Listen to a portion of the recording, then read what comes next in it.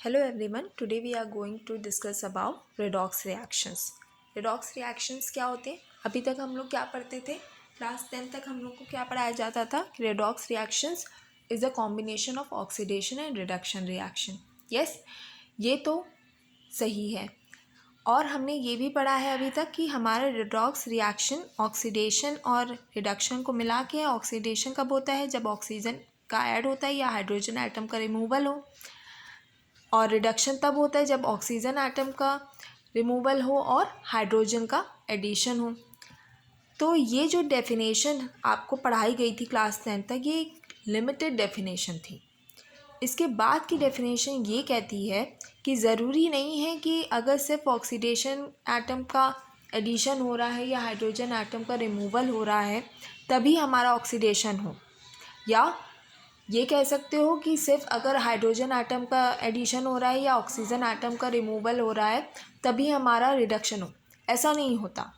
ऐसी बहुत सी रिएक्शंस आपको देखने को मिलेंगी जिसमें आपको ऑक्सीडेशन हो रहा है, रिडक्शन भी हो रहा है without the presence of oxygen atoms और हाइड्रोजन एटम्स. Got it? जैसे कि, और ये बहुत यूजुअल होता है, डेली बेसिस पे ऐसे हम रिएक्शंस देखते हैं. हर एक समय पे ऑक्सीडेशन रिडक्शन रिएक्शंस होती रहती हैं. ये अब जो सही डेफिनेशन ये कहती है कि अगर किसी भी रिएक्शन में किसी भी एटम का ऑक्सीडेशन नंबर बढ़ता है, ऑक्सीडेशन नंबर मीन्स उसकी वैलेंसी, उसकी कंबाइनिंग कैपेसिटी, अगर वो बढ़ती है, ठीक है, तो इसका मतलब वो ऑक्सीडाइज्ड हुआ है. ठीक है. और अगर घटती है, रिडक्शन होता है उसके ऑक्सीडेशन नंबर पे, तो इसका मतलब उसका रिडक्शन हुआ है.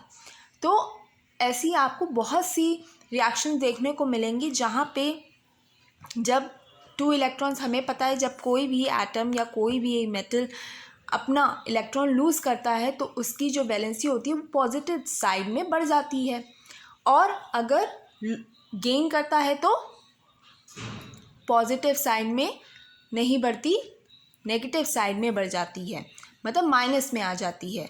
तो वही कहते हैं माइनस में आ जाना मतलब रिडक्शन हो जाना उसके वैलेंसी में.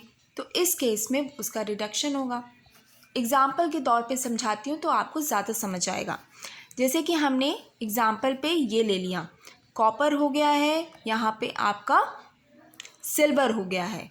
कॉपर ने अपने 2 इलेक्ट्रॉन लूज़ किए, रिलीज़ किए, तो उसका ऑक्सीडेशन स्टेट 0 से +2 हो गया, मतलब बढ़ गया. तो इसका मतलब ये ऑक्सीडाइज हुआ है. और ये सिल्वर की ऑक्सीडेशन स्टेट, इसने 2 इलेक्ट्रॉन गेन कर लिए, तो इसका ऑक्सीडेशन स्टेट +1 से 0 आ गया. तो इसका मतलब ये चीज़ रिड्यूस हो गई. तो क्या हो रहा है, यहाँ पे ये ऑक्सीडाइज हो रहा है, ये रिड्यूस हो रहा है, एट द सेम टाइम हमारा ऑक्सीडेशन भी हो रहा है, रिडक्शन भी हो रहा है. तो ये एक एग्जाम्पल हुआ रिडॉक्स रिएक्शन का. ठीक है. सेम एज इट इज़ इसमें भी हो रहा है. यहाँ पे कोबाल्ट जो है उसकी ऑक्सीडेशन स्टेट +2 हो रही है क्योंकि वो रिलीज़ कर रहा है 2 electrons. Eight the same time निकल हमारा 2 इलेक्ट्रॉन गेन कर रहा है, तो इस वजह से वो रिड्यूस हो रहा है. क्यों रिड्यूस हो रहा है? क्योंकि उसकी ऑक्सीडेशन स्टेट कंबाइनिंग कैपेसिटी +2 से 0 हो रही है. तो at the same time simultaneously we are observing that oxidation and reduction reaction has taken place. That is why we are saying it as redox reaction. Got it? आज के लिए बस इतना ही. और ये मैं इसलिए चैप्टर शुरू कर रही हूँ क्योंकि बहुत से कॉम्पिटिटिव एग्जाम्स में आपको रिडॉक्स रिएक्शन से क्वेश्चंस बनते हैं. कोई भी एक पर्टिकुलर क्वेश्चन मतलब कि आपको कंपाउंड दे देगा, उसमें आपको किसी एक पर्टिकुलर एलिमेंट की ऑक्सीडेशन स्टेट बतानी होगी. तो वो कैसे होगी, वो कैसे पता चलेगा, हम आगे आने वाले वीडियोस में सीखेंगे. तब तक के लिए एक बेसिक कंसेप्ट आपका क्लियर करते हुए मैं ये चैप्टर शुरू करूँगी आगे आने वाले वीडियोस में. ठीक है. तब तक के लिए इतना ही. अगर आपको मेरी वीडियो सही लगी हो, मेरी इन्फॉर्मेशन सही लगी हो, तो मेरी वीडियो को लाइक कर दीजिएगा और मेरे चैनल को सब्सक्राइब कर लीजिएगा. Thank you.